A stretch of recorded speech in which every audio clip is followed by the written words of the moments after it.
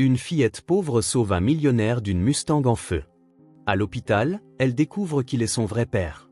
Avant de commencer l'histoire, n'oubliez pas de laisser un like et de vous abonner à la chaîne pour voir plus d'histoires comme celle-ci. Le soleil matinal peignait des traînées dorées sur l'autoroute 41, où Lucy Carter, âgée de 7 ans, était agenouillée près de leur étal au bord de la route, usée par le temps.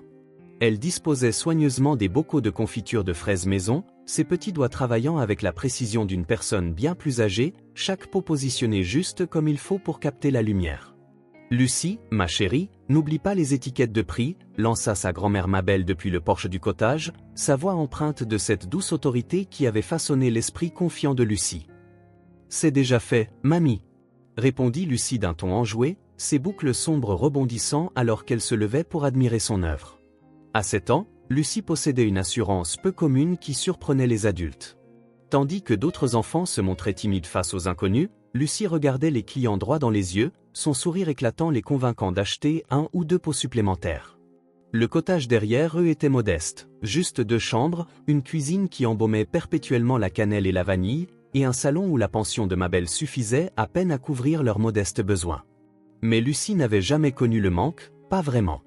Mabel s'en était assurée, remplissant leur petit monde d'amour, de rire et de la conviction inébranlable que Lucy pouvait accomplir n'importe quoi. « Raconte-moi encore pourquoi maman n'est pas là », dit Lucy, s'asseyant à côté de sa grand-mère sur les marches du porche alors que le flot matinal de navetteurs s'amenuisait. Les mains ridées de Mabel s'arrêtèrent dans leur tricot. Cette conversation revenait avec la régularité d'un métronome, et chaque fois, son cœur se serrait un peu plus. « Ta maman, Rebecca, était la plus belle âme que j'ai jamais connue, mon cœur. Elle t'aimait tellement qu'elle a donné sa vie pour te mettre au monde. Parfois, on a plus besoin des anges au paradis que sur terre. » Lucy hocha la tête solennellement, puis son visage s'illumina. « Mais elle m'a laissé avec toi, et tu m'apprends à être forte comme elle, n'est-ce pas? » C'est exact, ma puce. Forte, gentille et courageuse. Comme pour le prouver, Lucy se leva d'un bond et commença à ramasser des capsules de bouteilles que les voitures de passage avaient projetées sur leur lopin d'herbe.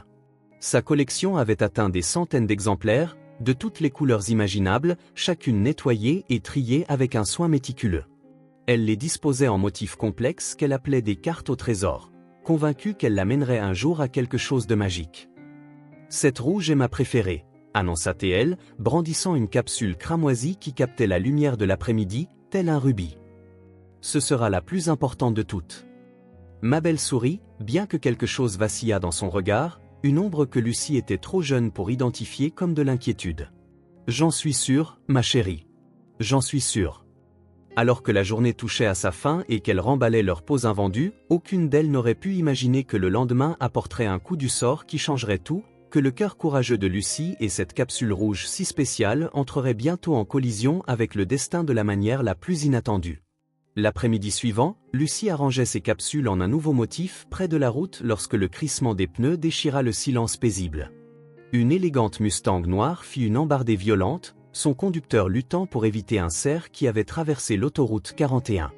Le temps parut ralentir alors que Lucy regardait la voiture quitter l'asphalte, percuter le chêne massif au bord de leur propriété et se plier comme une boîte de conserve. De la vapeur siffla du capot écrasé, suivie par la lueur orange inquiétante des flammes. « Mamie !» hurla Lucy, mais elle courait déjà vers l'épave. À l'intérieur du métal tordu, un homme en costume d'affaires était inconscient, retenu par sa ceinture de sécurité, du sang coulant d'une entaille sur son front. Les flammes se propageaient rapidement, léchant le compartiment moteur avec des langues avides. « Monsieur, réveillez-vous !» Lucy frappa à coups de poing sur la vitre côté conducteur, mais elle ne bougeait pas. La portière était coincée. La panique aurait pu la paralyser, mais l'esprit de Lucy fonctionna avec une clarté cristalline. Elle repéra une pierre anguleuse près de l'arbre et la saisit à 2 mains. La vitre passager explosa vers l'intérieur sous son cou, le verre de sécurité volant en éclats. Sans hésiter, Lucy se glissa à moitié par l'ouverture. « Monsieur, il faut vous réveiller. » Elle secoua durement l'épaule de l'homme. Ses yeux s'entr'ouvrirent, hagards et confus. « La voiture est en feu, il faut sortir maintenant. » La voix de Lucy trancha à travers son brouillard. Quelque chose dans son ton, la certitude absolue d'une enfant qui n'accepterait pas la défaite, le tira de sa torpeur. Ensemble, ils luttèrent tandis qu'il détachait sa ceinture et que Lucy le guidait vers le côté passager. La chaleur devenait insupportable, la fumée emplissant leurs poumons. Lucie tirant et l'homme poussant, ils basculèrent hors de la voiture juste au moment où Mabel arrivait, le téléphone sans fil pressé contre son oreille. « C'est le 911, quelle est votre urgence ?» Ils avaient à peine rampé sur 6 mètres lorsque la Mustang explosa derrière eux, la force de l'explosion les projetant au sol. Les oreilles de Lucie bourdonnaient, mais elle se tourna immédiatement pour vérifier l'état de l'inconnu qui gisait haletant à côté d'elle. « Tout va bien se passer », dit-elle avec la même assurance qu'elle utilisait pour vendre de la confiture. Les secours arrivent. Alors que les sirènes retentissaient au loin, Lucie plongea la main dans sa poche et en sortit sa précieuse capsule rouge, celle qu'elle avait qualifiée de plus importante. Sans un mot, elle la glissa dans la poche de la veste de l'homme. « Pour vous porter chance », murmura-t-elle, juste au moment où les ambulanciers arrivaient. Après l'accident, la vie au cottage semblait être revenue à la normale. Lucie arrangeait ses capsules restantes, moi la précieuse rouge, tandis que Mabel s'occupait de leur étal de confiture. Mais la normalité n'était qu'une illusion qui ne pouvait cacher les changements subtils qui s'insinuaient dans leur routine. « Tu as vraiment sauvé quelqu'un d'une voiture en feu ?» demanda Tommy Henderson, le camarade de classe de Lucie, sa voix empreinte de scepticisme pendant la récréation. « Bien sûr que oui, » répondit Lucie avec un naturel déconcertant, se balançant plus haut sur la balançoire de la cour de récréation. La voiture a explosé juste après qu'on soit sorti. C'était comme dans les films, mais en plus fort. Impossible qu'une gamine fasse ça, se moqua Sarah Martinez. Tu ne fais qu'inventer des histoires. Lucie haussa les épaules, imperturbable face à leur incrédulité. Elle savait ce qui s'était passé, et c'était suffisant. La vérité n'avait pas besoin de la validation d'enfants qui pensaient que le courage ne venait qu'en taille adulte. À la maison, cependant, Lucie remarquait des choses qui inquiétaient son jeune esprit. Mabel se déplaçait plus lentement que d'habitude, s'arrêtant pour reprendre son souffle après des tâches simples. Le nombre de flacons de médicaments dans l'armoire de la cuisine avait augmenté, et Lucie surprenait souvent sa grand-mère en train de prendre un médicament spécial lorsqu'elle pensait que personne ne la regardait. « Mamie, est-ce que tu te sens bien ?» demanda Lucie un soir, alors qu'elles étaient assises sur le porche à regarder les lucioles danser dans le crépuscule. « Juste un peu fatiguée, ma chérie. Ces vieux os ne sont plus ce qu'ils étaient. » Le sourire de Mabel n'atteignit pas tout à fait ses yeux.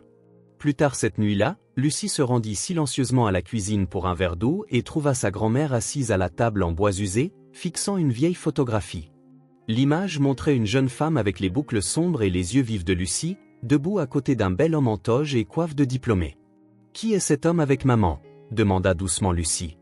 Mabel sursauta, glissant rapidement la photo sous d'autres papiers. « Juste un vieil ami de l'université, ma chérie. Rien d'important. » Mais Lucie avait vu quelque chose vaciller sur le visage de sa grand-mère. De la reconnaissance, peut-être, ou du regret. L'homme sur la photo avait des yeux bienveillants et un sourire familier, bien que Lucie ne puisse se souvenir où elle aurait pu le voir. « Maman a l'air heureuse », observa Lucie. « Elle l'était », murmura Mabel, sa voix portant le poids des secrets. Elle était très heureuse. Alors que Lucie retournait se coucher, elle ne pouvait se défaire du sentiment que la photographie détenait les réponses à des questions qu'elle ne savait pas encore comment poser. À l'hôpital général de Chicago, Jack Miller fixait le plafond de sa chambre privée. Des fragments de souvenirs flottaient dans son esprit, telles les pièces d'un puzzle. Le médecin avait dit qu'il avait subi une commotion cérébrale, mais ses souvenirs de l'accident restaient frustrants et flous, à l'exception d'une image d'une clarté cristalline, une petite fille aux yeux sombres et déterminée le tirant en lieu sûr. Monsieur Miller, le docteur Patricia Hoffman entra avec un dossier, son expression inhabituellement sérieuse. « Nous devons discuter de quelque chose d'inattendu qui est apparu lors de votre traitement. » Jacques s'agita, mal à l'aise. « Y a-t-il un problème avec ma convalescence ? » Non, rien de tel. Dans le cadre de notre étude génétique régionale, nous avons analysé votre échantillon de sang. La base de données a signalé une correspondance intéressante. Le docteur Hoffman fit une pause, choisissant ses mots avec soin. Il y a une forte corrélation génétique avec une autre participante, une fillette de 7 ans nommée Lucy Carter. Le nom frappa Jacques comme un coup de poing. Lucy Carter, la fille qui m'a sauvé. Il la connaissait. L'esprit de Jacques s'emballa.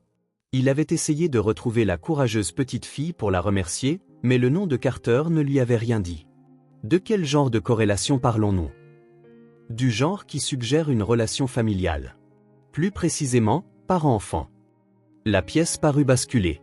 Jacques agrippa les barrières du lit, ses jointures blanchissant. C'est impossible. Je n'ai pas d'enfant. Le docteur Hoffman consulta ses notes.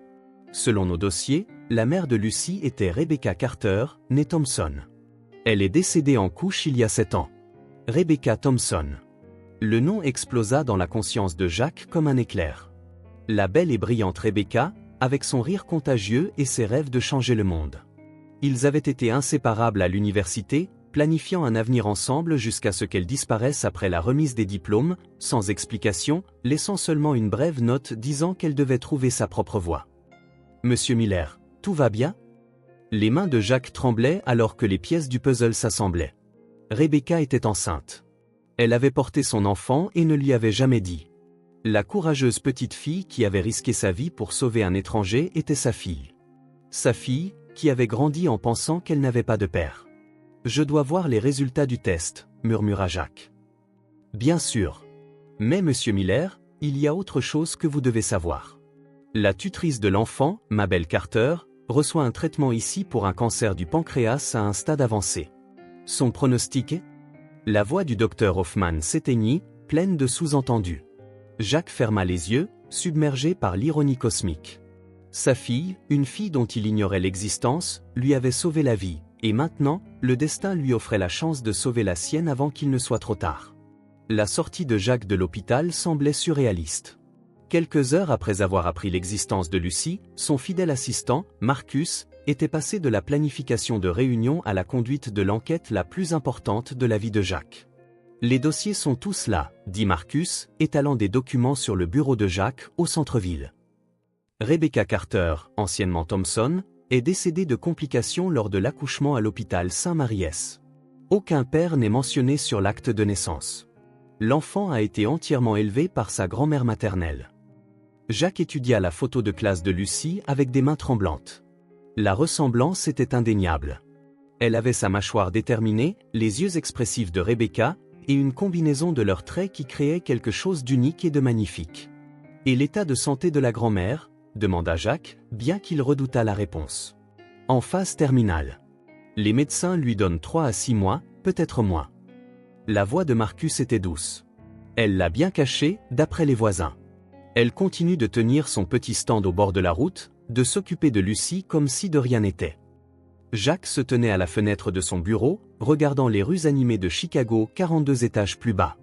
Une semaine auparavant, sa plus grande préoccupation était de conclure la fusion Henderson. Maintenant, il était aux prises avec l'existence d'une fille qu'il n'avait jamais connue et la perte imminente du seul parent qu'elle ait jamais eu. Pourquoi Rebecca ne m'a-t-elle rien dit? La question qui le tourmentait depuis la révélation du docteur Hoffman jaillit. On parlait de tout, mariage, enfants, notre avenir. Peut-être pensait-elle que vous n'étiez pas prêt, suggéra prudemment Marcus. Vous étiez très concentré sur la construction de l'entreprise à l'époque. Des semaines de 90 heures, des voyages constants. Les mots le piquèrent car ils contenaient une part de vérité. À 25 ans, Jacques était consumé par l'ambition, déterminé à faire ses preuves dans la société d'investissement de son père. Il avait aimé Rebecca profondément, mais lui avait-il montré quelle et leur future famille passerait en premier? Je dois rencontrer la grand-mère avant d'approcher Lucy, décida Jacques. Si Mabel Carter a protégé ma fille pendant 7 ans, elle mérite des explications, pas des surprises. Marcus hocha la tête. Je vais arranger ça discrètement. Mais Jacques, êtes-vous préparé à ce que cela signifie? Prendre la garde d'une enfant de 7 ans changera tout dans votre vie. Jacques toucha la capsule de bouteille rouge qu'il avait trouvée dans sa veste, le cadeau porte-bonheur de Lucy qui les avait en quelque sorte réunis. Marcus, cette petite fille m'a sauvé la vie sans savoir qui j'étais. Il est peut-être temps que je lui rende l'appareil. Les mains de Jacques tremblaient en frappant à la porte du cottage. À travers la fenêtre, il pouvait voir Mabel Carter se diriger lentement vers l'entrée, sa silhouette frêle trahissant la maladie qu'elle avait si bien cachée. Monsieur Miller. Sa voix ne contenait aucune surprise, seulement de la résignation. Je me demandais quand vous viendriez. Vous saviez qui j'étais, pendant l'accident? Mabel s'écarta, lui faisant signe d'entrer dans le modeste salon. Rebecca gardait votre photo. Vous n'avez pas beaucoup changé. Son regard portait des décennies de secrets soigneusement gardés. Elle m'a fait promettre de ne vous contacter que s'il m'arrivait quelque chose et que Lucie n'avait nulle part où aller. Pourquoi ne me l'a-t-elle pas dit elle-même? La question s'arracha de la gorge de Jacques. Elle avait peur, répondit Mabel en s'asseyant lourdement dans son fauteuil usé. Rebecca a vu à quel point vous étiez absorbé par la construction de votre empire. Elle s'est convaincue qu'un bébé serait un inconvénient, quelque chose qui vous amènerait à lui en vouloir un jour. Jacques s'effondra sur le petit canapé, entouré des preuves de la vie de Lucie, ses dessins scotchés au réfrigérateur, des capsules de bouteilles disposées en motifs soignés sur la table basse, l'odeur persistante de confiture maison. Elle avait tort, murmura-t-il. Je le sais maintenant. Le sourire de Mabel était triste mais sincère. La façon dont vous avez cherché Lucie depuis l'accident, l'inquiétude dans votre voix quand vous avez appelé. Rebecca l'aurait vu aussi, avec le temps. Combien de temps vous reste-t-il? Des semaines. Peut-être un mois si j'ai de la chance. Le ton factuel de Mabel ne pouvait masquer la douleur sous-jacente. J'ai essayé de préparer Lucie sans l'effrayer, mais les enfants de 7 ans ne devraient pas avoir à affronter la perte de leur monde entier. La porte d'entrée s'ouvrit brusquement et la voix de Lucie emplit le cottage. Mamie, je suis rentrée. Madame Peterson m'a donné des pommes en plus. Elle s'arrêta net, fixant Jacques avec de grands yeux. C'est vous, l'homme de la voiture. Le visage de Lucie s'illumina d'une joie sincère. Vous allez mieux maintenant? Est-ce que ma capsule porte-bonheur a aidé? La gorge de Jacques se serra. Oui, mon cœur. Elle a beaucoup aidé. Lucie, Monsieur Miller t'a apporté quelque chose, dit doucement Mabel. Jacques sortit le kit de dessin que Marcus avait suggéré, des aquarelles, des pinceaux et du papier blanc immaculé. Les yeux de Lucie s'arrondirent d'émerveillement. C'est pour moi? Vraiment? Elle commença immédiatement à examiner chaque article avec la révérence de quelqu'un qui n'avait jamais possédé quelque chose d'aussi beau. J'ai entendu dire que tu aimais dessiner, réussit à dire Jacques. J'adore dessiner. Tu veux voir ma collection de capsules et mes cartes au trésor? Sans attendre de réponse, Lucie attrapa sa main, ses petits doigts chauds et confiants, et l'emmena vers sa collection soigneusement organisée, bavardant sur la signification de chaque pièce. Jacques sentit quelque chose de fondamental changer en lui. Ce n'était pas seulement un devoir ou une responsabilité. C'était de l'amour, instantané et écrasant, pour la courageuse petite fille qui avait déjà changé sa vie de manière qu'il commençait à peine à comprendre. Au cours des semaines suivantes, Jacques devint un habitué du cottage. Il arrivait après le travail avec des provisions, aidait Lucie avec ses devoirs et s'asseyait tranquillement avec Mabel pendant ces journées de plus en plus difficiles. Le prétexte qu'il n'était qu'une victime d'accident reconnaissante avait naturellement évolué en quelque chose de plus profond, une famille se formant sous l'ombre d'une perte imminente. Lucie s'était habituée à la présence de Jacques, lui montrant ses derniers dessins et lui apprenant les recettes de confiture de sa grand-mère avec le sérieux de quelqu'un qui transmet un savoir ancien. Mais elle ignorait toujours la profonde vérité qui les liait. Elle te fait entièrement confiance, observa Mabel un soir alors qu'il regardait Lucie arranger ses capsules sur le porche. Sa voix s'était affaiblie, chaque mot demandant un effort. Elle est remarquable, répondit Jacques, s'émerveillant de la façon dont Lucie fredonnait joyeusement malgré le bouleversement qui l'entourait. Comment allons-nous le lui dire? Bientôt. Elle doit comprendre avant. La phrase de Mabel s'interrompit, mais tous deux connaissaient sa conclusion. Le moment arriva 3 jours plus tard, lorsque Mabel s'effondra en préparant le petit déjeuner. Après une course effrayante à l'hôpital, les médecins confirmèrent ce qu'ils redoutaient tous. Son temps se comptait en jours, pas en semaines. Ce soir-là, assis dans le salon du cottage, Lucie blottit entre eux sur le canapé, Mabel prit les petites mains de sa petite fille. Mon cœur, tu sais que je me sens fatiguée ces derniers temps. Lucie hocha la tête, soudainement sérieuse. Tu as pris plus de médicaments. Je suis très malade, ma chérie. Si malade que les médecins ne peuvent pas me guérir. La voix de Mabel resta stable malgré les larmes dans ses yeux. Et cela signifie que tu auras besoin de quelqu'un d'autre pour prendre soin de toi. La prise de Lucie se resserra. Mais je veux rester avec toi. Je sais, ma puce. Mais souviens-toi comment on a toujours parlé de ta force et de ton courage. Mabel jeta un coup d'œil à Jacques, qui hocha la tête en signe d'encouragement. Monsieur Miller n'est pas seulement notre ami. C'est ton papa, Lucie. Ton vrai papa. Le silence s'étira, infini. Lucie les regarda tour à tour, traitant cette révélation avec la même considération attentive qu'elle accordait à ses arrangements de capsules. « Mon papa » murmura-t-elle. « Oui, dit doucement Jacques. Je ne savais pas pour toi avant, mais maintenant que je sais, je veux prendre soin de toi. Si ça te va. Lucie étudia son visage attentivement. Est-ce que tu m'apprendras à conduire quand je serai plus grande, et tu m'aideras avec les devoirs de maths, et tu t'assureras que je mange des légumes même quand je n'en ai pas envie? Absolument tout, promit Jacques, la voix étranglée par l'émotion. Lucie hocha la tête solennellement. D'accord. Mais est-ce que je peux apporter mes capsules et les recettes de mamie? Tout ce qui est important pour toi vient avec nous, l'assura Jacques.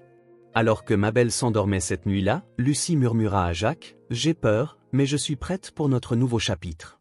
Mamie m'a appris qu'être courageux ne signifie pas qu'on n'a pas peur.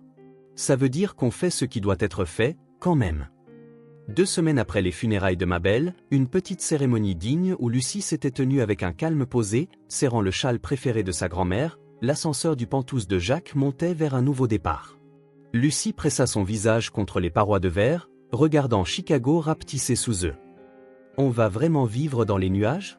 demanda-t-elle, sa voix petite dans le vaste ascenseur. « Quasiment, » sourit Jacques, bien que son estomac se noue d'anxiété. Les services sociaux avaient approuvé sa demande de garde, mais la paperasse ne pouvait pas le préparer à la réalité de devenir un père instantané. L'ascenseur s'ouvrit pour révéler un luxe s'étendant sur 42 étages qui fit s'écarquiller les yeux de Lucie. Des fenêtres du sol au plafond offraient une vue sur la ville, tandis que les sols en marbre brillaient sous des lustres en cristal. Tout était immaculé, cher et totalement étranger à une petite fille qui avait passé sa vie dans un cottage de 2 chambres. Sonore Miller, et voici sans doute Lucie. Madame Rivera, la gouvernante de longue date de Jacques, sortit de la cuisine, les mains enfarinées et un sourire chaleureux. « J'ai préparé toute la matinée pour votre arrivée, ma petite. » Lucie se rapprocha instinctivement de Jacques, dépassée par la grandeur qui l'entourait. « J'ai préparé une chambre spéciale juste pour toi, » dit Jacques en la conduisant dans un couloir tapissé d'art abstrait. Il ouvrit une porte pour révéler une chambre décorée dans des tons de bleu et de jaune doux, avec un siège de fenêtre donnant sur le lac et une étagère spécialement construite pour sa collection de capsules. « Tout ça est à moi ?»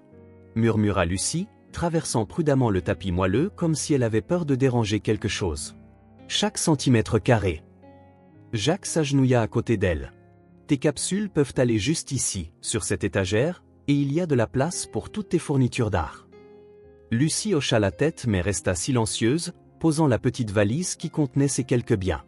Elle arrangea méthodiquement ses capsules, recréant les motifs familiers qui l'avaient réconfortée au cottage. Pendant qu'elle travaillait, Jacques remarqua que ses mains tremblaient légèrement. Ce soir-là, après que Madame Rivera eut servi un dîner que Lucie toucha à peine, Jacques l'aida à s'installer dans sa nouvelle chambre. Elle portait le châle de sa grand-mère sur son pyjama et le serrait fort en grimpant dans l'immense lit. « Bonne nuit, Lucie » dit doucement Jacques depuis le seuil. « Bonne nuit, papa. » Le mot resta en suspens dans l'air, hésitant mais sincère. Jacques ferma la porte et se tint dans le couloir, à l'écoute. Bientôt, de doux pleurs filtrèrent à travers les murs, le son d'une courageuse petite fille s'autorisant enfin à faire son deuil en privé. Jacques s'assit par terre devant sa porte, le dos contre le mur. Il ne pouvait pas lui enlever sa douleur, mais il pouvait être près d'elle. À l'intérieur, Lucie finit par s'endormir, serrant le châle de Mabel, ses capsules disposées sur la table de chevet comme de minuscules sentinelles veillant sur ses rêves. Le premier mois de leur nouvelle vie ensemble se déroula comme une danse prudente entre 2 personnes apprenant les rythmes de l'autre. Jacques avait réorganisé son monde entier, réduisant ses heures de travail, assistant à des cours de parentalité qui lui donnaient l'impression d'être un étudiant déconcerté, et consultant des psychologues pour enfants qui l'assuraient que l'adaptation prenait du temps. « Je me suis encore perdue », annonça Lucie un matin, sortant de ce que Jacques avait cru être la salle de bain. Cet endroit est comme un labyrinthe. Elle avait atterri dans son bureau à domicile, entourée de rapports financiers et de meubles en cuir sérieux qui semblaient soudainement intimidants plutôt qu'impressionnants. Jacques la trouva assise sur sa chaise de direction, tournant lentement tout en étudiant la vue sur la ville. « Peut-être qu'on a besoin d'une carte », suggéra Jacques, se souvenant de son amour pour la création de cartes au trésor avec ses capsules. Le visage de Lucie s'illumina. « On peut en faire une ensemble ?» Ils passèrent l'après-midi à créer un plan d'étage fantaisiste, Lucie dessinant de petites images pour marquer chaque pièce, un petit lit pour sa chambre, une pile de livres pour la bibliothèque, une toque de chef pour la cuisine où Madame Rivera opérait sa magie. « Et cette pièce, elle sert à quoi ?» demanda Lucie, désignant la salle à manger formelle de Jacques, rarement utilisée. Pour les dîners chics, je suppose. On peut y prendre le petit déjeuner demain? Elle a l'air seule. Jacques réalisa qu'en 7 ans de vie dans le Penthouse, il n'avait jamais envisagé que les pièces puissent se sentir seules. Bien sûr qu'on peut. Lucie insistait pour aider Madame Rivera avec les tâches ménagères, malgré les protestations des 2 adultes. Elle se tenait sur un tabouret pour faire la vaisselle, ses petites mains prudentes avec la porcelaine coûteuse, bavardant sur sa journée dans sa nouvelle école. Les enfants sont différents ici, confia-t-elle à Jacques un soir, alors qu'il travaillait sur les devoirs à l'îlot de la cuisine. Ils parlent de choses que je ne comprends pas, des leçons d'équitation, des maisons de vacances? Sont-ils méchants avec toi? Pas méchants, exactement. C'est juste que, nous n'avons pas les mêmes mots. Lucie se concentra sur ses problèmes de maths, puis leva les yeux. Mais j'ai appris à Maria comment faire des cartes au trésor avec des capsules à la récréation. Elle a trouvé ça cool. Jacques s'émerveilla de sa résilience. Là où un autre enfant aurait été submergé par les différences sociales, Lucie s'adaptait simplement, trouvant des liens partout où c'était possible. Leur rituel du coucher était devenu quelque chose de sacré. Lucie montrait à Jacques ses œuvres du jour, généralement des scènes de ses souvenirs du cottage ou de nouvelles observations sur sa vie au Penthouse. Il avait appris à regarder de près, comprenant que ses dessins étaient sa façon de traiter les énormes changements dans sa vie. Celui-ci, c'est nous, dit-elle un soir, brandissant un dessin de 2 bonshommes allumettes se tenant la main devant un grand immeuble. On a l'air heureux. Jacques étudia le dessin, remarquant qu'elle avait donné le même sourire aux 2 personnages. On a l'air heureux, en effet. Sommes-nous heureux? Lucie considéra cela sérieusement. Mamie me manque tous les jours. Mais je suis contente que tu sois mon papa. C'est d'accord, ça? C'est plus que d'accord, murmura Jacques, rangeant soigneusement le dessin dans la collection grandissante qu'il gardait dans son tiroir de bureau. C'est parfait. L'art de Lucie avait évolué de simples dessins au crayon à des scènes complexes à l'aquarelle qui coupaient le souffle de Jacques. La tutrice d'art qu'il avait engagée, Madame Chen, sortit de leur première session en secouant la tête avec admiration. Monsieur Miller, j'enseigne aux enfants depuis 20 ans, mais le talent naturel de Lucie est extraordinaire. Elle ne dessine pas seulement ce qu'elle voit, elle capture l'émotion. Jacques étudia la dernière création de Lucie, une peinture de leur cottage avec Mabel s'occupant de l'étal de confiture, mais d'une manière ou d'une autre, toute la scène rayonnait d'une chaleur et d'un amour qui transcendaient la simple représentation. Elle traite son deuil à travers l'art, expliqua doucement Madame Chen. Regardez cette série. Les peintures racontaient l'histoire de Lucie, le cottage, l'accident, l'hôpital, leur première rencontre, et enfin des scènes du Penthouse où la joie et l'incertitude tourbillonnaient dans les coups de pinceau. Jacques les fit encadrer professionnellement et les exposa dans tout le Penthouse, remplaçant ces pièces abstraites et stériles par les paysages vibrants et émotionnels de Lucie. La transformation était remarquable, l'espace froid et impersonnel ressemblait soudain à un foyer. Mais le véritable test vint lors de la première crise majeure de Lucie. Elle se réveilla en hurlant à 2 heures du matin, appelant Mabel à travers des larmes qui semblaient venir du plus profond de son âme. Jacques la trouva recroquevillée dans son placard, hyperventilant et inconsolable. « Mamie! Je veux mamie! Où est-elle? Où est-elle allée ?» Les cours de parentalité de Jacques ne l'avaient pas préparé à cette manifestation de chagrin à l'état brut. Son instinct était de réparer, de faire des promesses qui arrêteraient ses larmes. Au lieu de cela, il se souvint du conseil de Madame Chen sur le fait de permettre à Lucie de traiter ses émotions naturellement. « Je sais, mon cœur. Je sais qu'elle te manque. » Il s'assit par terre dans le placard à côté d'elle, sans essayer de la faire sortir ou de la faire cesser de pleurer. « Mamie t'aimait tellement. J'ai rêvé qu'elle faisait de la confiture, mais ensuite elle a disparu et je ne pouvais la trouver nulle part. » Jacques attrapa les fournitures d'art de Lucie, les posant doucement à côté d'elle. « Peux-tu me montrer à quoi ressemblait le rêve ?» À travers ses larmes, Lucie commença à peindre. L'image qui émergea était obsédante, un cottage s'estompant dans la brume tandis qu'une petite silhouette tendait désespérément la main vers lui. Mais à mesure qu'elle travaillait, sa respiration se calma, les sanglots violents se transformant en reniflements silencieux. « Elle n'est pas vraiment partie, n'est-ce pas ?» murmura Lucie lorsque la peinture fut terminée. « Je veux dire, je ne peux pas la voir, mais elle est toujours là. » Elle posa sa main sur son cœur. « Elle sera toujours là, » confirma Jacques, sa propre voix étranglée par l'émotion. « Et dans ton art, et dans les recettes qu'elle t'a apprises, et dans ta façon d'être courageuse et gentille. » Lucie s'appuya contre lui, épuisée mais plus calme. « Tu resteras jusqu'à ce que je m'endorme? Je resterai aussi longtemps que tu auras besoin de moi. Alors que Lucie s'endormait, tenant toujours son pinceau, Jacques réalisa que quelque chose de profond avait changé entre eux. Il n'était plus seulement son tuteur, il était vraiment son père, la personne vers qui elle se tournait lorsque son monde semblait incertain. Cette prise de conscience le remplit à la fois d'une protection féroce et d'une humble gratitude. Les procédures légales pour l'adoption permanente de Lucie avançaient avec une précision bureaucratique, mais l'adoption émotionnelle avait déjà eu lieu dans des moments trop petits pour que les tribunaux puissent les mesurer.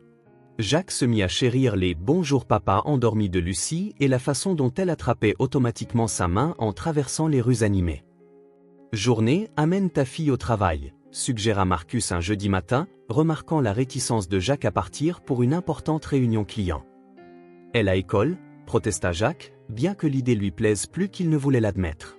« C'est une journée de planification pour les enseignants », avait dit Lucie à Madame Rivera la veille. Marcus sourit. « Tu n'es pas le seul à prêter attention à son emploi du temps. » Une heure plus tard, Lucie était assise dans la salle de conférence de Jacques, travaillant tranquillement sur ses devoirs pendant que Jacques menait sa réunion. Elle avait promis d'être invisible, mais sa présence transforma complètement l'atmosphère. Ses associés, d'habitude impitoyables, se surprirent à sourire à son poli « Excusez-moi » lorsqu'elle avait besoin de tailler son crayon. « C'est votre fille ?»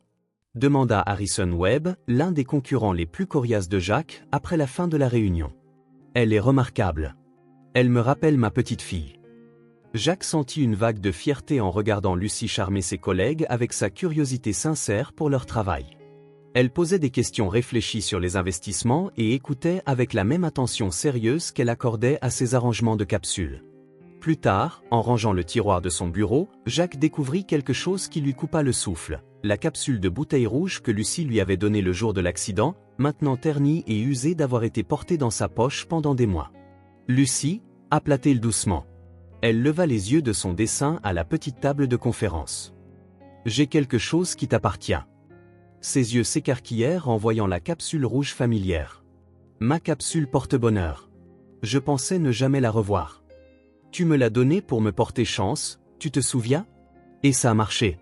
Ça m'a mené à toi. » Jacques fit monter professionnellement la capsule sur un porte-clés, le présentant à Lucie ce soir-là au dîner. Sa réaction fut tout ce qu'il avait espéré, et plus encore. Elle le serra contre sa poitrine, les larmes aux yeux. « Maintenant, nous avons tous les deux de la chance, » murmura-t-elle. Leur relation s'approfondit à travers des expériences partagées qui auraient pu paraître ordinaires à d'autres, mais qui leur semblaient magiques. Ils développèrent des blagues privées sur la tendance de Madame Rivera à tout surveiller, créèrent des histoires élaborées pour les gens qu'ils observaient depuis leur haute fenêtre, et établirent des rituels qui n'appartenaient qu'à eux. Mais c'est la journée difficile de Lucie à l'école qui cimenta vraiment leur lien. Elle rentra à la maison inhabituellement silencieuse, son bavardage habituel remplacé par un silence pensif. Au dîner, elle picora le repas soigneusement préparé par Madame Rivera, perdue dans ses pensées. « Tu veux en parler ?» demanda doucement Jacques. Les enfants à l'école parlaient de leur voyage de vacances de printemps, ski à Aspen, plage à Hawaï, château en Europe. La voix de Lucie était petite. « Quand ils m'ont demandé pour moi, j'ai dit qu'on était allé nulle part parce que ma grand-mère venait de mourir. Ils sont devenus tout bizarres et silencieux, comme si j'avais dit quelque chose de mal. » Jacques sentit une vague familière de protection, mais il se força à écouter au lieu d'essayer immédiatement de réparer sa douleur. Puis Madison, qui est généralement gentille, a dit « Peut-être que l'année prochaine, ta nouvelle famille t'emmènera quelque part de bien. » Comme si j'étais une sorte de cas de charité qui avait eu de la chance. Les yeux de Lucie se remplirent de larmes. « Ils ne comprennent pas que tu n'es pas nouveau. Tu es mon vrai papa, et nous sommes une vraie famille, même si c'est différent. » Jacques fit le tour de la table pour s'agenouiller à côté de sa chaise. « Lucie, je veux te parler de quand j'avais ton âge. » Ses larmes s'arrêtèrent, la curiosité l'emportant sur la douleur. « J'ai vécu avec ma grand-mère aussi, pendant un certain temps. Mes parents voyageaient constamment pour le travail, et je me sentais différent des autres enfants qui avaient des familles normales. J'étais en colère et j'avais honte, pensant que je n'étais pas assez bien. Mais tu as réussi maintenant. Tu as cette belle maison, et tout le monde te respecte. La réussite, ce n'est pas d'impressionner les gens qui ne comprennent pas ton histoire, dit doucement Jacques. C'est de savoir qui tu es et d'en être fier. Tu as sauvé la vie d'un étranger quand tu avais 7 ans. tu as géré la perte de ta grand-mère avec plus de grâce que la plupart des adultes. Tu t'es adapté à une vie complètement nouvelle sans perdre ta gentillesse ou ton courage. Ces enfants ne peuvent même pas imaginer être aussi forts. Lucie réfléchit à cela, frottant distraitement son porte-clés porte-bonheur. Veux-tu m'aider à écrire une lettre à ma maîtresse? Je veux faire une présentation sur mamie pour le montre et raconte. Sur comment elle m'a appris à être courageuse et gentille, et comment c'est plus important que des vacances de luxe. Ce serait un honneur de t'aider avec ça. Alors qu'ils travaillaient ensemble sur la présentation ce soir-là, Jacques réalisa que Lucie lui apprenait autant qu'il lui apprenait. À travers ses yeux, il redécouvrait ce qui comptait vraiment, non pas la taille de son compte en banque ou la vue de son bureau, mais le courage d'aimer complètement et la sagesse de trouver la force dans la vulnérabilité. Les résultats finaux du test ADN arrivèrent la semaine suivante, confirmant officiellement ce que leur cœur savait déjà. Jacques encadra le document, non pas comme une preuve de leur relation, mais comme un symbole du système juridique rattrapant enfin une vérité émotionnelle qui était évidente depuis le moment où ils s'étaient rencontrés. L'idée frappa Jacques lors d'une des réflexions nocturnes de Lucie, lorsqu'elle se demanda à voix haute pourquoi certains enfants n'avaient pas assez à manger alors que d'autres se plaignaient d'avoir trop de jouets. Sa simple question, les enfants qui ont trop ne pourraient-ils pas simplement partager avec les enfants qui n'ont pas assez, planta une graine qui allait devenir quelque chose de transformateur. Et si on pouvait vraiment faire ça, lui demanda Jacques le lendemain matin au petit déjeuner. Lucie leva les yeux de ses céréales, intriguée. Faire quoi? Partager. Créer un moyen d'aider les enfants qui n'ont pas ce dont ils ont besoin. Jacques sortit un bloc-notes, esquissant des idées pendant qu'il parlait. On pourrait l'appeler la Fondation Carter Miller. D'après mamie, et nous. Les yeux de Lucie s'illuminèrent de compréhension. D'après les 3 personnes les plus importantes de ma vie, confirma Jacques, ajoutant le nom de ma belle en bonne place sur ses notes. En quelques semaines, la fondation prit forme, avec Lucie comme sa plus fervente avocate. Elle insista pour inclure des fournitures d'art dans chaque colis d'aide, expliquant au conseil d'administration de la fondation, avec le sérieux d'une philanthrope chevronnée, que la créativité était tout aussi importante que la nourriture et les vêtements. L'art vous aide à vous sentir mieux quand vous êtes triste, dit-elle au groupe intimidant d'avocats et d'hommes d'affaires. Et ça vous aide à rêver de meilleures choses quand tout semble mauvais. Le conseil, initialement sceptique à l'idée d'inclure une fillette de 7 ans dans leur session de planification, se retrouva charmé par la sagesse pratique et la boussole morale inébranlable de Lucie. Leur premier grand projet fut la rénovation du foyer pour enfants Sunshine dans le sud de Chicago. Jacques s'était attendu à signer un chèque et à assister à une cérémonie d'inauguration. Au lieu de cela, Lucie insista pour qu'ils visitent d'abord pour comprendre ce dont les enfants avaient réellement besoin. Bonjour, dit simplement Lucie au groupe d'enfants méfiants rassemblés dans la salle commune miteuse du foyer. Pendant que Jacques parlait avec les administrateurs, elle s'assit en tailleur sur le sol et commença à disposer ses capsules en motifs familiers. En quelques minutes, elle fut entourée de visages curieux. « C'est quoi, ça ?» demanda un garçon de l'âge de Lucie, ses vêtements trop petits et son regard trop vieux. « Des cartes au trésor, expliqua Lucie. Chacune raconte une histoire sur où tu as été et où tu pourrais aller. On peut en faire? C'est pour ça que j'en ai apporté en plus. Lucie sortit un sac de capsules qu'elle avait collecté spécifiquement à cet effet. Tout le monde peut choisir ses préférés et créer sa propre carte. Jacques observait de l'autre côté de la pièce Lucie opérer sa magie, enseignant aux enfants non seulement un artisanat, mais une façon de trouver la beauté et la possibilité dans les objets mis au rebut. Elle écoutait leurs histoires sans jugement, aidait à régler les différends sur des capsules particulièrement convoitées, et parvenait à faire en sorte que chaque enfant se sente spécial et entendu. Elle est remarquable, dit Madame Patricia Gonzalez, la directrice du foyer.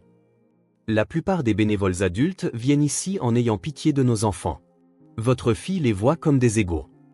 Elle sait ce que c'est que de voir son monde changer du jour au lendemain, répondit Jacques, la gorge nouée par la fierté. Quand la rénovation commença 3 mois plus tard, Lucie fut impliquée dans chaque décision. Elle insista sur des couleurs vives au lieu du beige institutionnel, des coins lecture au lieu de salles d'études stériles, et une salle d'art dédiée avec des fournitures qui ne manqueraient jamais. Chaque enfant devrait avoir un endroit où il peut créer quelque chose de beau, déclara-t-elle lors d'une réunion de planification, esquissant sa vision avec la même attention minutieuse qu'elle accordait à ses arrangements de capsules. La transformation fut remarquable. Le foyer autrefois lugubre devint un espace chaleureux et accueillant où les enfants pouvaient guérir et espérer. Lucie fit don de la moitié de sa collection de capsules pour approvisionner la salle d'art, sélectionnant avec soin des pièces qui avaient une signification particulière. Cette bleue est la première que j'ai trouvée après que papa m'a sauvé de l'accident, expliqua-t-elle à Marcus, qui documentait le don pour les archives de la fondation. Et cette verte était la préférée de mamie parce qu'elle lui rappelait le printemps. Tu es sûr de vouloir les donner ? Demanda doucement Marcus. Elles ne s'en vont pas, dit Lucie avec conviction. Elles vont aider d'autres enfants à créer leur propre carte au trésor. C'est ce que mamie aurait voulu.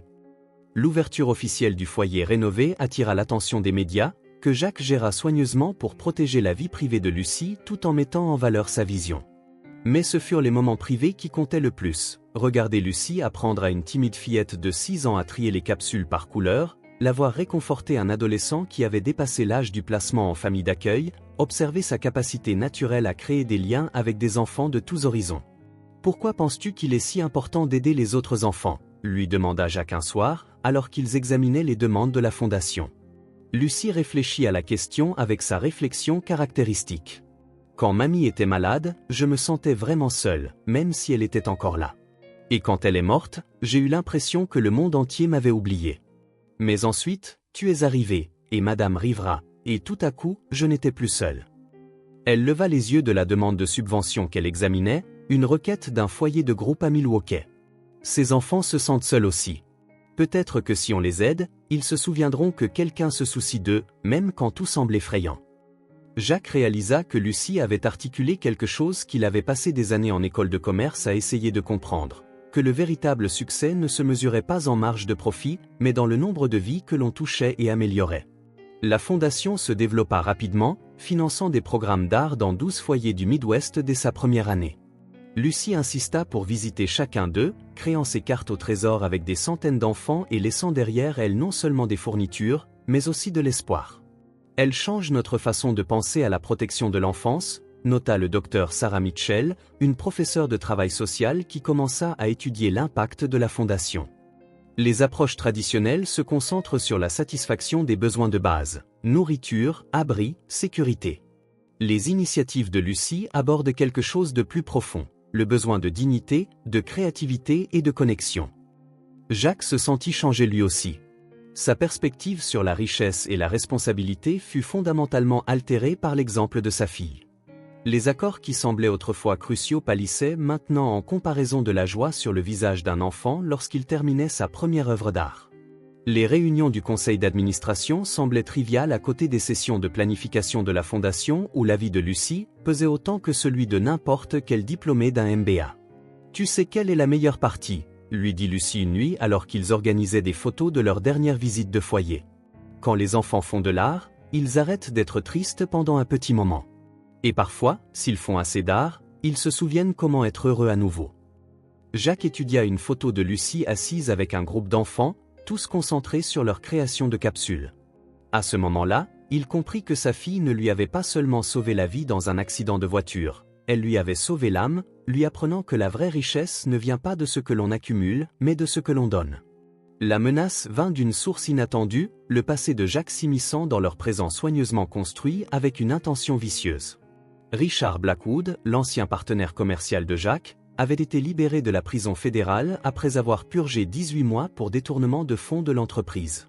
C'était Jacques qui avait découvert la fraude et témoigné contre lui, mettant fin à la fois à leur partenariat et à la carrière de Richard. Marcus annonça la nouvelle troublante lors de ce qui aurait dû être un briefing matinal de routine. L'enquête de police sur votre accident de voiture a été rouverte. Ils ont trouvé des preuves de sabotage mécanique. Le sang de Jacques se glaça. Quel genre de sabotage ? Les conduites de frein ont été partiellement sectionnées, conçues pour lâcher sous la contrainte. Les enquêteurs pensent que c'était une vengeance pour votre témoignage qui a envoyé Richard en prison. La prise de conscience frappa Jacques comme un coup de poing. Richard n'avait pas seulement essayé de le tuer, il avait par inadvertance créé les circonstances qui avaient amené Lucie dans sa vie. L'ironie cosmique aurait été risible si elle n'avait pas été si terrifiante. Il y a plus, continua Marcus d'un air sombre. Richard s'est renseigné sur Lucie. Il est au courant de l'adoption, de la fondation, de tout. Le téléphone sonna ce soir-là alors que Jacques aidait Lucie avec ses devoirs. La voix à l'autre bout du fil était froidement familière. Bonjour Jacques. La nourriture de prison vous donne vraiment le temps de réfléchir à la justice. Jacques se déplaça rapidement vers la cuisine, loin de la présence innocente de Lucie. Richard, que veux-tu? Ce que tu m'as pris. Ma réputation, ma liberté, mon avenir. Le rire de Richard était amer. Mais j'ai découvert que tu as quelque chose de bien plus précieux maintenant. Une petite fille qui dépend entièrement de toi. Si tu t'approches de Lucie, détends-toi, je ne suis pas un monstre. Mais je suis un homme désespéré qui n'a plus rien à perdre. À moins que tu ne veuilles que les services sociaux reçoivent des allégations détaillées sur tes aptitudes de père, tu vas virer 5 millions de dollars sur le compte que je vais te donner. La ligne se coupa, laissant Jacques tremblant de rage et de peur.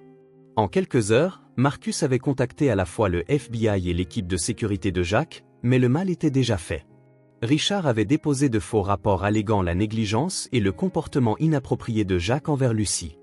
Bien que les allégations soient sans fondement, elles déclenchèrent des enquêtes obligatoires qui semèrent le chaos dans leur vie. Lucie sentit immédiatement le changement. Pourquoi y a-t-il des hommes en costume qui posent des questions à Madame Rivera? Demanda-t-elle ce soir-là, son porte-clés à capsule serré dans son petit poing. Jacques s'agenouilla à côté d'elle, choisissant l'honnêteté plutôt qu'une fausse réassurance. Quelqu'un essaie de causer des ennuis à notre famille. Mais tout va bien se passer, parce que nous avons la vérité de notre côté. Est-ce à cause de moi? Parce que je suis différente des autres enfants? Non, mon cœur. C'est à cause de moi. Quelque chose qui s'est passé avant que je ne sache que tu existais. Mais rien ne nous séparera. Je te le promets. Les cauchemars revinrent cette nuit-là, et Jacques se retrouva une fois de plus assis devant la porte de Lucie, écoutant ses gémissements effrayés et se sentant impuissant à la protéger des cruautés des adultes qu'elle ne devrait pas avoir à comprendre. La percée survint lorsque l'enquête de Marcus découvrit le plan complet de Richard, y compris des conversations enregistrées où il admettait le sabotage de la voiture et son stratagème d'extorsion actuel. Le FBI l'arrêta à son motel, mettant fin à la menace mais laissant des cicatrices émotionnelles qui mettraient du temps à guérir. Le méchant monsieur est parti pour toujours, demanda Lucie après que Jacques lui eut expliqué que Richard ne pouvait plus leur faire de mal. Pour toujours, confirma Jacques, la serrant dans ses bras et s'émerveillant de sa résilience. Même face à la méchanceté des adultes, elle restait fondamentalement pleine d'espoir, confiante que le bien finirait par l'emporter. Tant mieux, dit-elle simplement. Parce qu'on a trop de travail important à faire pour perdre du temps à avoir peur. 6 mois après l'arrestation de Richard et la finalisation de l'adoption de Lucie, leur histoire commença à attirer l'attention au-delà des cercles philanthropiques de Chicago. Ce qui avait commencé comme un article d'intérêt local, la fille d'un homme d'affaires local inspire une initiative caritative à l'échelle de la ville, fit boule de neige et devint une couverture nationale lorsqu'un éminent défenseur de la protection de l'enfance partagea le travail de la fondation de Lucie sur les réseaux sociaux. « Papa, pourquoi tous ces gens veulent-ils nous parler ?» demanda Lucie, fixant la pile de demandes d'interview que Marcus avait soigneusement filtrées et refusées. « Parce que ton histoire donne de l'espoir aux gens, » expliqua Jacques, bien qu'il fût farouchement protecteur de la vie privée de Lucie. Quand les gens entendent parler d'une petite fille qui a sauvé un étranger et qui a ensuite utilisé sa nouvelle vie pour aider d'autres enfants, cela leur rappelle que de bonnes choses peuvent arriver. Jacques avait accepté une seule interview soigneusement contrôlée avec un magazine familial respecté, avec des conditions strictes concernant la participation de Lucie. Elle ne répondrait qu'aux questions avec lesquelles elle se sentait à l'aise, aucun photographe n'entrerait dans leur maison, et le travail de sa fondation serait le sujet principal plutôt que les circonstances dramatiques qui les avaient réunis. La journaliste, Sarah Chen, arriva en s'attendant à une histoire de bien-être typique, mais repartit profondément émue par la compassion sincère et la sagesse articulée de Lucie. La plupart des enfants de 7 ans que j'interviewe donnent des réponses d'un seul mot, confia Sarah à Jacques en privé. Lucie parle comme quelqu'un qui a vécu 3 vies. Elle est remarquable. L'article, intitulé La philanthrope aux capsules, capta l'essence de Lucie sans exploiter son histoire. Il présentait ses œuvres d'art, la philosophie de sa fondation et son approche pratique pour aider les autres. La réponse fut écrasante, des milliers de lettres d'enfants voulant commencer leur propre collection de capsules, des dons affluant à la fondation, et des demandes de foyers de tout le pays demandant de l'aide pour mettre en œuvre les programmes de Lucie. « Regarde celle-ci », dit Lucie, lisant attentivement une lettre d'une fillette de 10 ans en Californie qui avait commencé à collecter des capsules pour créer des cartes au trésor pour les enfants de son quartier. Elle dit que mon histoire lui a donné le courage d'aider les autres. Jacques regarda sa fille assumer cette responsabilité avec la même considération réfléchie qu'elle accordait à tout le reste. Plutôt que d'être submergée par l'attention, elle semblait dynamisée par la possibilité d'étendre leur impact. Le gala annuel de collecte de fonds de la Fondation avait été initialement prévu comme un modeste événement à Chicago, mais avec l'intérêt national pour le travail de Lucie, il évolua en quelque chose de beaucoup plus grand. Jacques insista pour que l'accent soit mis sur les enfants qu'ils servaient plutôt que sur leur histoire personnelle, mais il savait que Lucie méritait d'être reconnue pour sa vision et son leadership. « Je ne suis jamais allée à une fête chic avant », admit Lucie le soir du gala, debout devant le miroir de sa chambre dans une robe bleu roi qui correspondait à sa personnalité confiante. « Et si je dis quelque chose de mal ? Mon cœur, tu as parlé à des groupes d'adultes lors de réunions de la Fondation, réconforté des enfants effrayés dans des foyers, et charmer certains des hommes d'affaires les plus durs de Chicago. Tu seras parfaite. Mais ce n'était que des conversations. C'est différent. » Jacques s'agenouilla à côté d'elle, redressant le petit pendentif en or, la croix de ma belle, qu'elle portait toujours pour les occasions importantes. « Tu te souviens de ce que mamie te disait sur le fait d'être nerveuse ? Elle disait, avoir des papillons dans le ventre, ça veut juste dire que quelque chose est important pour toi, récita Lucie, sa voix devenant plus stable. Et que disait-elle de faire avec ces papillons ? Les utiliser pour voler plus haut que tu ne le pensais. La grande salle de bal de l'hôtel Palmer House avait été transformée en une vitrine pour les œuvres d'art des enfants des 12 foyers soutenus par la Fondation. Lucie avait insisté pour que chaque pièce soit exposée bien en vue, créant une galerie qui racontait des histoires d'espoir, de résilience et de créativité s'épanouissant malgré des circonstances difficiles. Alors que les invités arrivaient, un mélange de l'élite de Chicago, de travailleurs sociaux, d'administrateurs de foyers et de certains des enfants plus âgés de leur programme, Lucie se déplaçait dans la foule avec une grâce naturelle. Elle se souvenait des noms, posait des questions réfléchies et parvenait à faire en sorte que chacun se sente la personne la plus importante de la salle. « Lucie, peux-tu nous parler de cette peinture ?» demanda Margaret Hoffman, l'une des philanthropes les plus en vue de Chicago, s'arrêtant devant une œuvre vibrante créée par une fillette de 6 ans du foyer Sunshine. « C'est de Maria. Elle m'a dit que c'est à ça que ressemble le bonheur. Toutes les couleurs mélangées, mais toujours belles. Elle l'a faite après avoir appris que sa famille d'accueil voulait l'adopter. » L'explication de Lucie était simple mais profonde, capturant à la fois la joie de l'enfant et le sens plus profond de l'art comme expression. Le programme officiel commença avec Jacques s'adressant à la foule, mais ce fut le bref discours de Lucie qui laissa le public envoûté. « Quand j'étais petite, enfin, plus petite que maintenant, » commença-t-elle, suscitant de doux rires. « Ma grand-mère m'a appris que tout le monde a quelque chose de beau à l'intérieur de soi. Mais parfois, c'est enfoui sous des choses tristes ou effrayantes. » Elle fit une pause, scrutant le public. « Les enfants que nous aidons ne sont pas différents des autres. Ils ont juste besoin que quelqu'un les aide à se souvenir comment trouver leurs belles choses à nouveau. L'art aide à cela. Savoir que quelqu'un se soucie de vous aussi. » Sa voix devint plus forte alors qu'elle continuait. « Mon papa et moi avons de la chance, car nous nous sommes trouvés quand nous avions tous les deux besoin d'une famille. Mais beaucoup d'enfants cherchent encore leur famille, ou leur lieu sûr, ou juste quelqu'un pour croire en eux.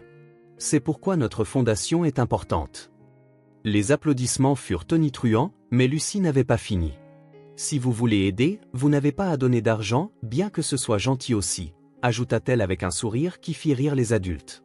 « Vous pouvez collecter des capsules pour des cartes au trésor, ou rendre visite à des enfants qui se sentent seuls, ou simplement vous souvenir que chaque personne a quelque chose de beau à l'intérieur d'elle, même quand c'est difficile à voir. » En concluant, Lucie sortit son porte-clés à capsule rouge porte-bonheur, le brandissant pour que tout le monde puisse le voir. « Cette petite chose a sauvé la vie de mon papa et nous a réunis.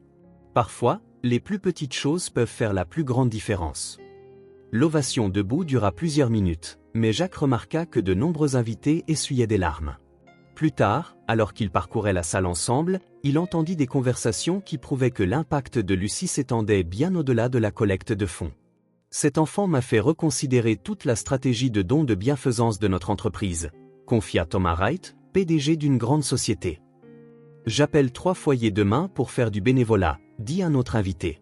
« Si une fillette de 7 ans peut faire une telle différence, je peux sûrement contribuer à quelque chose. » La soirée rapporta plus de 2 millions de dollars pour la fondation, mais plus important encore, elle établit Lucie comme une véritable avocate pour la protection de l'enfance plutôt que comme une simple figure sympathique. La couverture médiatique se concentra sur sa vision articulée et ses solutions pratiques plutôt que sur l'histoire dramatique de leur retrouvailles. « Tu as été magnifique ce soir », dit Jacques à Lucie alors qu'ils rentraient chez eux, portant toujours leur tenue de soirée, mais tous deux épuisés par l'intensité émotionnelle de la soirée. « Est-ce qu'on a aidé les enfants ?» demanda-t-elle, se blottissant contre son épaule sur la banquette arrière de leur voiture. « On les a énormément aidés. Et tu as inspiré beaucoup d'adultes à penser différemment à ce que les enfants peuvent accomplir quand on leur en donne la chance. Tant mieux. Parce que mamie disait toujours que si tu as le pouvoir d'améliorer les choses, tu as la responsabilité d'essayer. » Jacques sourit, reconnaissant la sagesse de Mabel dans les mots de Lucie. Alors qu'ils entraient dans le garage de leur immeuble, il s'émerveilla de la façon dont cette petite fille avait non seulement transformé sa compréhension de la famille et du but, mais influençait maintenant toute une communauté à reconsidérer ses responsabilités envers les enfants les plus vulnérables de la société. Les téléphones de la Fondation sonnèrent constamment au cours des semaines suivantes, avec des offres de soutien, des demandes de partenariat, plus touchant encore, des appels d'enfants qui voulaient lancer leur propre projet d'aide.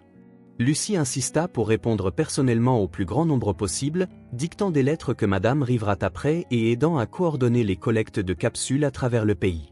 « Es-tu contente de la tournure des événements ?» lui demanda Jacques un soir, alors qu'ils encadraient le certificat d'adoption officiel à côté d'un de ses premiers dessins de leur première rencontre. Lucie étudia les deux images pensivement. « Je suis triste que mamie ne soit pas là pour le voir, mais je pense qu'elle serait fière. On prend soin l'un de l'autre, et on aide d'autres enfants à se sentir moins seuls. C'est ce qu'elle aurait voulu. » Alors qu'ils accrochaient les cadres côte à côte dans leur salon, Jacques réalisa que Lucie lui avait donné quelque chose de plus précieux qu'il n'aurait jamais pu l'imaginer. Non seulement une fille, mais un but qui s'étendait bien au-delà du succès personnel pour englober un véritable service aux autres. 1 an, jour pour jour, après l'accident qui a tout changé, Lucie se tenait devant le miroir de sa chambre, se préparant pour son premier jour à la Peyton Academy, l'une des écoles privées les plus prestigieuses de Chicago. La fillette de 8 ans ajustant son nouvel uniforme ressemblait peu à celle de 7 ans qui s'était agenouillée près d'un étal de confiture au bord de la route, et pourtant, son esprit essentiel était resté inchangé. « Nerveuse ?» demanda Jacques, apparaissant à sa porte avec 2 tasses de chocolat chaud, une tradition qu'ils avaient établie pour les matins importants. « Un peu », admit Lucie, acceptant la tasse chaude avec gratitude. « Et si les enfants pensent que je suis bizarre à cause de toutes les histoires dans les journaux ?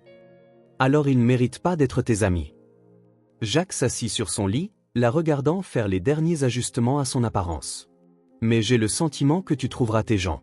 Tu le fais toujours. » Lucie se dirigea vers sa commode où le reste de sa collection de capsules était disposé en un nouveau motif, une forme de cœur parfaite avec la photographie de Mabel placée soigneusement au centre. Le design lui avait pris des semaines à perfectionner, chaque capsule positionnée avec le même soin méticuleux qu'elle avait montré à 7 ans, mais maintenant avec la sagesse supplémentaire de tout ce qu'elle avait vécu. « Avant, je pensais que les capsules étaient magiques, » dit-elle en touchant une doucement. « Mais j'ai compris que la magie n'était jamais dans les capsules elles-mêmes. » Où était-elle alors ? Dans la croyance que quelque chose de bon allait arriver, même quand tout semblait brisé. Lucie prit son sac à dos, lourd de nouvelles fournitures scolaires et soigneusement organisées selon son système de code couleur. « Mamie m'a appris que l'espoir est la chose la plus importante que l'on puisse emporter avec soi. » Ils se rendirent à l'école dans un silence confortable, tous deux perdus dans la réflexion sur le voyage qui les avait menés à ce moment. L'accident qui aurait pu être une tragédie était devenu le premier chapitre d'une histoire d'amour, non seulement entre un père et sa fille, mais entre leur petite famille et les centaines d'enfants dont ils avaient touché la vie grâce à la fondation. L'imposante façade de briques de la Peyton Academy aurait pu intimider un autre enfant, mais Lucie l'examina avec la même évaluation pratique qu'elle appliquait à tout. Des élèves en uniformes identiques se regroupaient en petits groupes, leur conversation créant un bourdonnement d'énergie nerveuse qui marquait le début de toute année scolaire. « Souviens-toi, » dit Jacques alors qu'ils approchaient de l'entrée, « tu n'as rien à prouver à personne. Sois juste toi-même. » « Je sais. » Lucie s'arrêta au seuil de l'école, sa main cherchant inconsciemment le porte-clés à capsule rouge qui ne la quittait jamais. « Papa. »« Oui, mon cœur. »« Tu seras là à la fin de l'école ? » ?»« Je sais que c'est bête, mais... » La question révéla la seule vulnérabilité que Lucie montrait rarement, la peur profonde que les gens qu'elle aimait puissent disparaître sans prévenir, comme l'avait fait Mabel. Jacques s'agenouilla à son niveau, prenant ses petites mains dans les siennes, plus grandes. « Lucie Carter Miller, Je serai ici tous les jours à la fin de l'école, aussi longtemps que tu auras besoin de moi. Je te le promets sur tout ce qui compte pour moi. Sur la mémoire de mamie, sur notre fondation, sur l'amour qui nous a réunis. Même quand je serai grande? Surtout quand tu seras grande. C'est ce que font les papas. On reste. Le sourire de Lucie transforma son visage, bannissant les dernières traces d'incertitude. D'accord, alors. Je suis prête. Alors qu'elle franchissait l'entrée de l'école, sa démarche assurée attirant les regards curieux des autres élèves, Jacques réfléchit au remarquable voyage qui les avait menés ici. 12 mois plus tôt, il était un homme d'affaires prospère mais émotionnellement isolé, dont la vie tournait autour des marges de profit et des rapports trimestriels. Aujourd'hui, il était un père dont la plus grande réussite ne se mesurait pas en dollars, mais dans le courage de la petite fille qui disparaissait dans sa nouvelle école. Son téléphone vibra avec un texto de Marcus, réunion du conseil de la fondation déplacée à 14 heures. 3 nouvelles demandes de foyer à examiner. Jacques sourit en tapant sa réponse, parfait. Lucie voudra évaluer les propositions de programmes artistiques à son retour. La fondation Carter Miller avait évolué bien au-delà de leur vision originale.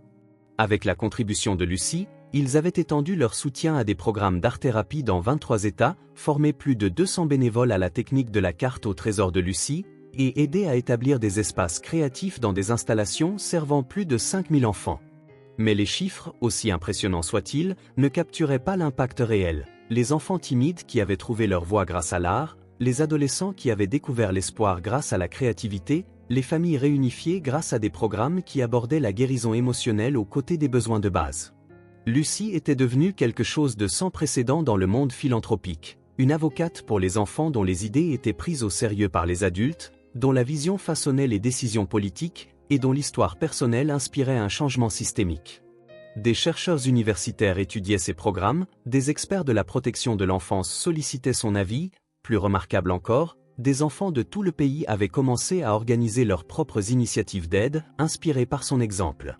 Ce soir-là, Lucie fit irruption dans leur appartement avec l'énergie enthousiaste de quelqu'un qui avait conquis un nouveau territoire. « Raconte-moi tout », exigea Jacques, la soulevant dans une étreinte qui lui fit décoller les pieds du sol.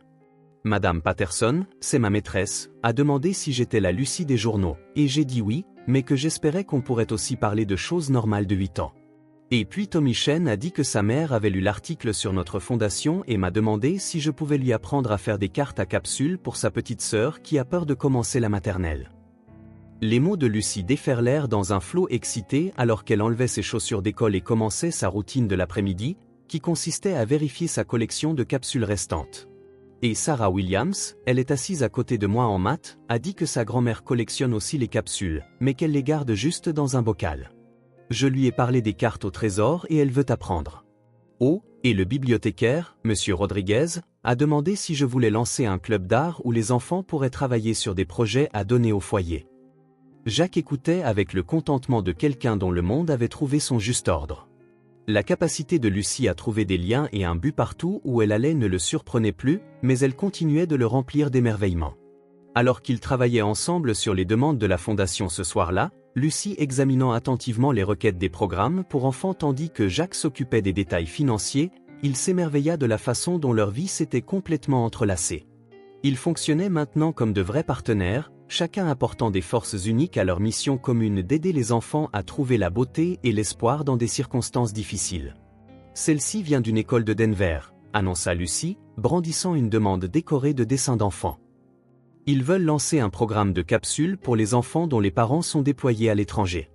Les familles de militaires déménagent beaucoup, donc les enfants pourraient emporter leurs cartes au trésor avec eux pour se souvenir qu'ils appartiennent à quelque part. Qu'en penses-tu ? Lucie étudia la demande avec la même considération sérieuse qu'elle réservait autrefois à l'arrangement de sa collection par couleur. Je pense que les enfants qui doivent dire au revoir à leurs parents pour de longues périodes ont besoin d'une magie supplémentaire à emporter avec eux. Nous devrions absolument les aider. À l'approche de l'heure du coucher, Lucie acheva son rituel nocturne consistant à disposer ses capsules en forme de cœur autour de la photographie de Mabel. La routine avait évolué au fil des mois, devenant moins une recherche de réconfort qu'un hommage à la mémoire tout en embrassant l'avenir. Mamie serait stupéfaite de tout ce que nous avons accompli, dit-elle doucement, touchant le cadre qui contenait l'image souriante de sa grand-mère.